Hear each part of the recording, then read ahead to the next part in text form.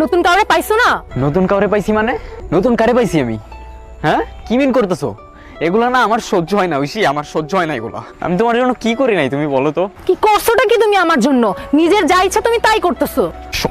সবটা কথাই তুমি আমার সাথে তোমার কম্পেয়ার করবা। আজকের পর থেকে আর কখনোই করব না, এটাই শেষ। ঐশীকে ভুলে যাওয়ার জন্য যত চেষ্টা করছিলাম, ওর সাথে থাকা মুহূর্তগুলো ততই মাথায় ঘুরছিল।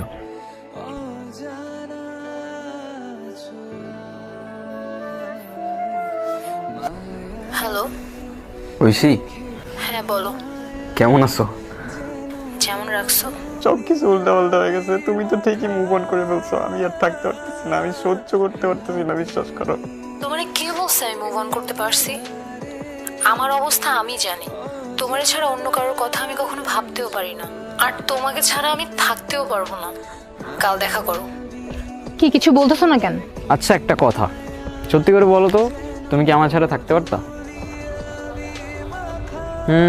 খুব তো গেছিলা না একলা একলা থাকতে, যাও যাও আরো থাকো। কে কল দিছে? আম্মু। আম্মু কল দিছে বাসা থেকে। তো পিক করো। আরে তেমন কিছু না, এমনি এমনি কল দিচ্ছে। আচ্ছা আচ্ছা। আচ্ছা শুনো, তুমি না আজকে যাও, হ্যাঁ? আমার ফ্রেন্ডরা চলে আসবে, ক্লাসে যাবো তো। ওরা তোমাকে দেখলে ঝামেলা আছে। তুমি আজকে যাও, কালকে দেখা হবে। আরে তুমি কি আমার সব ফ্রেন্ডকে চিনো নাকি? আমার ক্লাস আছে না, আমরা একসাথেই যাই প্রতিদিন। তুমি যাও না, তুমি আজকে যাও, হ্যাঁ? আমাদের দেখা হবে কালকে।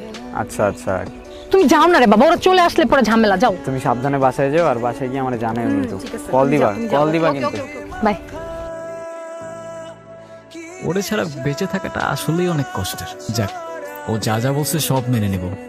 এই যা, ওরে তো চকলেট গুলাই দেওয়া হলো না। কি যে করি না আমি।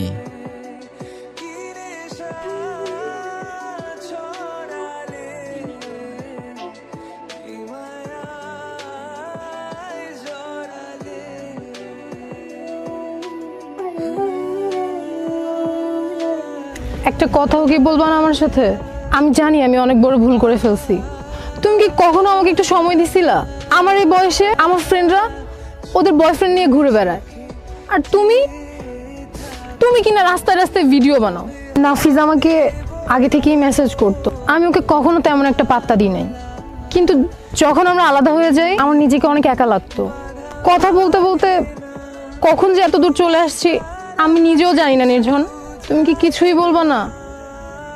আমি ভেতরে ভেতরে মারা যাচ্ছি। কি বলবো আমি, ট্রাস্ট উঠে গেছে রে আমার দুনিয়া থেকে।